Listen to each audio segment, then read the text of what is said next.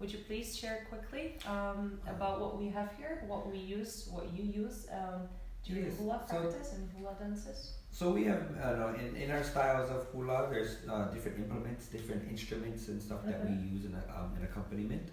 And each one, there's many different stories that people can tell of their origins and how they feel connected.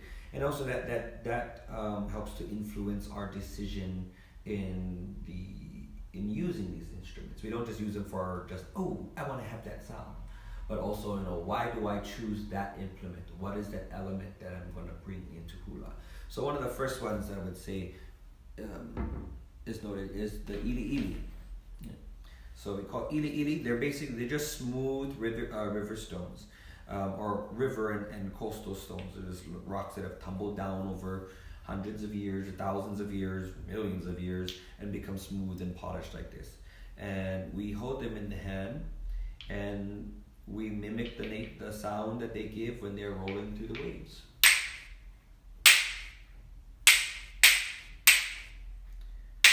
Uanani onu uanu idala uoke kavelu. The ili ili. And it's up to the composer and the choreographer. In general too, for them to go through the process of why they choose an implement. The ili ili is one that you could definitely say is one of the oldest sounds. So a lot of times I know for my own choreography, I like to use the ili ili in times that I speak of water. Mm-hmm. And some people are like, why water? Well, that's how it got like this. It's so smooth because of water. When it comes to aina or foundations, old kupuna, but also our relationship. It has to do with our relationship with these implements. We don't just see them as just an instrument. It's not commodity. These are kupuna. These are elders. And so whenever our implements are out, we treat them with the highest respect as how we would respect an elder. We have relationships and agreements with our implements, particularly ili ili, because they are pohaku, they are stone. And stone is extremely sacred to Hawaiian people. Technically, we're regarded as one of the most advanced Stone Age Polynesian cultures, being able to bring stone tools and such like that to quite a pinnacle point. So our relationship to stone is very, very tight. Well, you are a set of volcanic islands as well, so. So we, in real time, we watch the birthing of stones. We see the birthing of our islands. For us too, like when we go to gather ili ili, it's a prayer in itself. We say, we don't actually choose the ili ili. The ili ili chooses us. And it's all kind of a concept. We go and we feel, we try him, and if we're carrying him away and they've dropped to the ground, he doesn't want to go. We leave him there. But then it's about making a relationship. So like these ili ili, they come from a beach. I will always remember. You have to remember where they come from. These guys come from Kihoro, to the west side of my island. And I have a lifetime agreement with these ili ili. And if ever the day comes that I am done dancing hula, or I will not have to dance anymore, or I will never do an ili number again, well, I bear responsibility to bring this home. They need to go back home. That, or if they are to stay with me forever until the day I die, then I will make sure that my children know where they come from, and if they're not going to dance after this, then they better take it back from me. So that's our relationship. That's that kind of how we would respect an elder, a human elder. And that's Hawaiian culture is not that complex. It's, as you would respect someone, you show that respect unto the things. Mm-hmm. This implement here is called the uli uli. The uli uli is a Hawaiian rattle. Mm-hmm. There's a few different styles and ways that we make it. This is one of the more simpler styles. It's made with the lauhala, which is actually this plant right here. Mm-hmm. The lauhala, so using the old fronds we use for a lot of our weaving and basketry. But these are just some of the lauhala fronds that are woven through holes in this. This is called la'amia. Now the la'amia is actually not a native plant. This was actually, it's from India. Mm-hmm. They call it the Indian gourd tree. But it was brought to Hawaii a long time ago, and Hawaiians were like, hey, this is great, so we use it. Other than that, it would normally be like a small coconut or something like that. That would be same process here. And then just with the how cord, so that's what makes the handle. The rattle on the inside, we're actually using the small seeds. They're small, perfectly round seeds. They look like BBs. And it comes from a plant. It's actually in the Halakonia family. Mm-hmm. It's called ali'ipoi. Sometimes you also see the other types of ulis where they have this whole big piece on top that normally is decorated with feather work. All the feathers rattle on the top.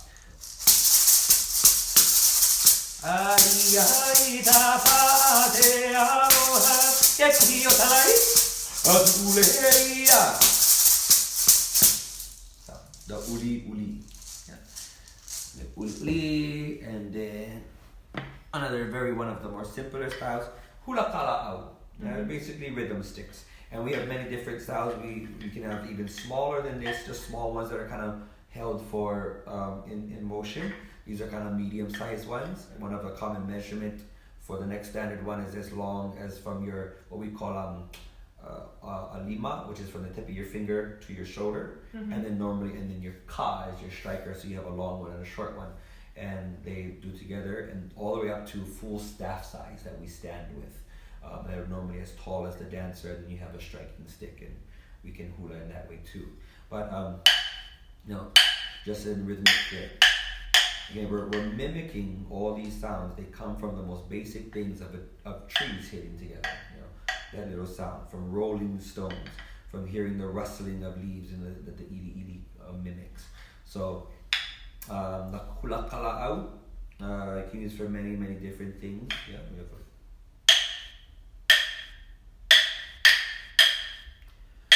Kona kayo puai talai o puai nano tamali yo na vai atete hau de na ula na tamali kala'au. And then maybe one more I can share too. We also have this is called Ipu heke ole. It's a type of, it's our gourd drum, a typical gourd drum. Ipu is gourd. It's a general term for our gourd. So there we grow the gourds, and then ipu heke, this is the heke, the head part, is basically the resonating chamber. And so that is actually, these are two gourds that are either glued or traditionally actually stitched together to form this area here. We just clean out the inside and with the waha on the top. But sometimes we have a gourd that just has a neck like that, and we chop the top off that. And those smaller ones we just play in the hand. And of course, this is a relatively small ipu heke. They can get very large. If you get big ipus like mine at home, lo'ihi is about this tall. It's a big, beautiful one. The three basic sounds of the ipu is, one is the ku, the pa'i, and then the kolo.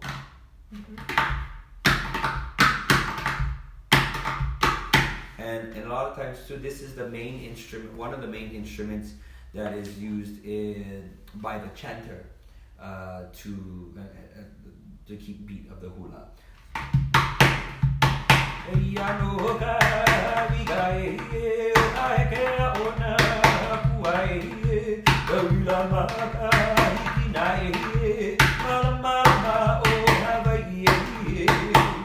The ipu or even the pahu drum, whatever that is, that's the heartbeat of the dance.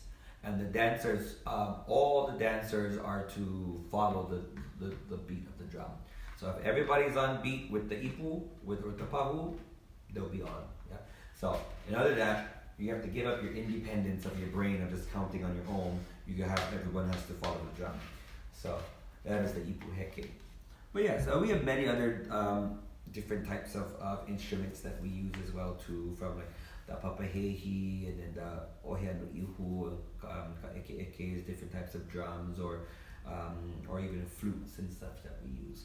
But all of them in their growth and in their process of making and use in hulas, it always is. It's a much deeper thing than people may think, even down to what we wear. The attire that we use in hula. We don't like the word costumes. We call it a'ahu. Ahu in itself in our language is an altar. So when one wears their a'ahu, they are adorning as an altar. So that kind of, speaking of the attire of a dancer, that gets very deep into the spirituality of hula as well too. So there's a lot there. Yeah. Mm-hmm. Is there anything else that you feel is important to share about hula, especially from your perspective and knowing everything that is said and shown about hula around the world that might not be exact or a good representation? Well, one is that to always remember hula is a vehicle and a portal through time. It is, when we dance these dances and chants and stuff, it takes you to that time and that era.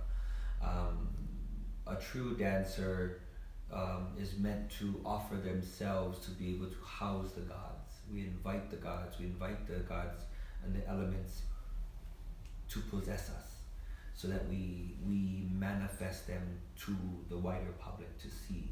So the dancer was held very sacred in Hawaii, and are held sacred in Hawaii, especially the traditional dancers, because for the everyday people and everybody just going about our day, sometimes like you had pointed out, it's not our connection to nature is not in the forefront of our daily lives anymore. So when the dancers come, they remind us, and for us, when we dance, we're not just there to entertain. We're not there just to captivate the eye. We're there to activate the cells, the very cellular structure that is made by nature. Truthfully, for me, part of my mission of why I'm out here doing this work is I truly believe every single culture is crucial to the survival of this planet. We need all of those cultures developed by those lands to survive. Because each one of those cultures and the peoples of those places evolved to coexist to become the shepherds of that environment. We are making ourselves into aliens on our own planet. We are becoming, we're so unfamiliar with our own backyards. And that very concept, nature is out there, and we speak of the nature. That is alien. That is so alien. We are on this planet. Every time we take a breath, which is essential, it is coming from our environment. So, for me, that is due to the onslaught of a religion or of religions that seek to rip the God out of people, pull the God out of people and throw the God up there, so that the God no longer rests within self. The concept and the energy of God is no longer in our environment, but it's up there. And so if you give all your dedication, everything to your God, then everything else is expendable, but to your God. So when we forget that the akua, the God, the gods, by whatever religion that is here, and if we all believe that God is responsible for creation, then they created, or he or she, or whatever, created a very unique and beautiful system that was meant to repeat, to cycle, to be everlasting. We are living in a way where we are cutting at the foundations of these cycles, that they are unable to reciprocate, they are unable to reproduce. And therefore we're cutting ourselves off at the knees. And this, something that was very difficult or interesting for me during the Mauna Kea movement, speaking with a lot of astronomers and such, and to that, many people think that we're like anti-astronomy. It's nothing to do with being against astronomy. We're against a major construction project in the middle of a conservation land that's also very sacred to us. But I was quite astounded to hear how many of these astronomers were coming from a place and a perspective of, but the planet's dying, we need to find a new home. Yeah.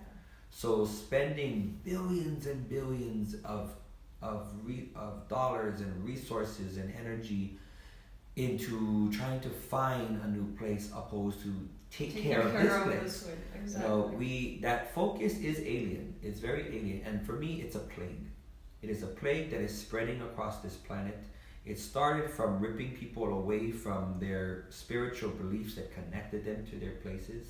Why, in many ways, you see on the environmental movements, you see native peoples at the forefront. And why for me it's I always will echo, if you're gonna dance hula, then you better get outside and know your environment. Because if the nature dies, we die. Hula is a mimicry of nature. If we lose the environment, hula is dead.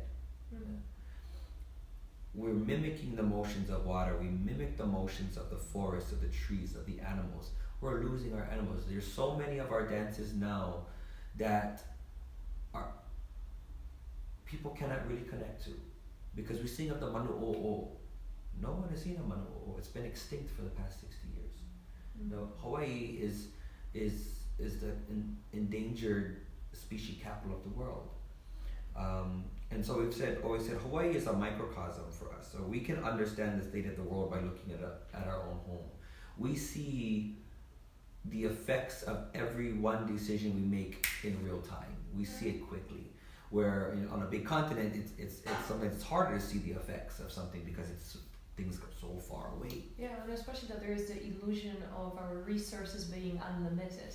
Whereas when you're in Hawaii, you're living on volcanic islands in the middle of the Pacific Ocean, unless you really come up with sustainable systems for living, basically, and coexisting with all the elements, you're gonna die. Obviously, like no culture, no society is perfect or ideal or whatnot. But one of the things that I appreciate about some of the aspects that I've already learned about Hawaii is the fact that there is a lot of sustainability is not just a theme. It's not just something you put on a poster or your sustainable business goals or whatever. It is the way of life, because otherwise there wouldn't be any life in Hawaii. Yeah. We're trying to make it back to the way of life, because Hawaii is falling away, and it's mostly due to the westernization of Hawaii and the politics that don't allow us to be sustainable. 90% of all the food in Hawaii comes from outside, and that's economics that controls that. For me, the perpetuation of my culture and the revival of my culture is not just out of cultural pride or anything. It's out of necessity. It is needed. Our ancestors, we did figure that out. We figured out that balance. Yeah? And part of it is we need to stop considering ourselves as humans as the most important thing. We're not the most important thing. Yeah. We're one of. Yeah. We're a part of. And no one person's desires should be able to trump the life cycles of everything else. A very simple analogy, if you, through our kapu systems in the days of old, if you certain times of the year, a particular fish might be put under kapu, you're not allowed to capture. If you still caught it and you still went and ate it, penalty could be death. Yeah. And that concept. If I may, because the thing is that from what I understand about some of the historical processes that happen in Hawaii, for example, when Western culture arrived to many different places, they would deem the places barbaric, or so for example, yeah, exactly. So they would, for example, quote that something would happen in Hawaii and someone could lose their life over it, and saying that that's barbaric and that's without understanding what was the foundation of that type of penalty. And it wasn't just a whim. Yeah. It was the fact that it shows that being sustainable and letting the environment rejuvenate itself is a matter of life or death. Because if everyone starts fishing in places that we're not supposed to be fishing, and everyone says, I'm just taking one. Oh, I'll just take one.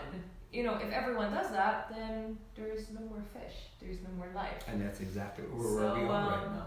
Yeah. So that's some of the things that I personally have taken away from Hawaii, and that are still kind of alive, and some lessons are still coming, even though it's been a couple of years and I haven't been back, although I hope to. And like you said before with the hula, you would, at one point you would tell your students, you're not Hawaiian, you're not gonna be, don't try to mimic or pretend or, become something you're not. And so even I see that in the respect that, after I came back, after some time, I really felt the urge to go back because I wanted to be close to that which was, you know, feeding me and helping me in many ways to, you know, to understand some things and to go deeper into some things. But since a while, it's been like, no, because I can be doing this right here, right now, like living in the forest right now, you know, doing these interviews. That there are so many amazing people in Poland that do take from, you know, that do take from nature, that do live close to nature. So it is beautiful to get that inspiration from abroad, whether it's Hawaii or another place. But I think it's so important to recognize that it's around us, even though we might not see it at first sight. So thank you so much for the sharing and for the hula you've shared with us. Z tym Was, kochani, zostawiam. Mam nadzieję, że dowiedzieliście się dzisiaj czegoś, czego wcześniej nie wiedzieliście. I o hula, i o Hawajach. Żegnam się z Wami, zachęcam Was do odkrywania tego, co mamy dookoła siebie, tak jak Lena Kila powiedział. Odkrywajmy nasze własne podwórko. No i co? Widzę się z Wami w następnym odcinku. Pa, pa!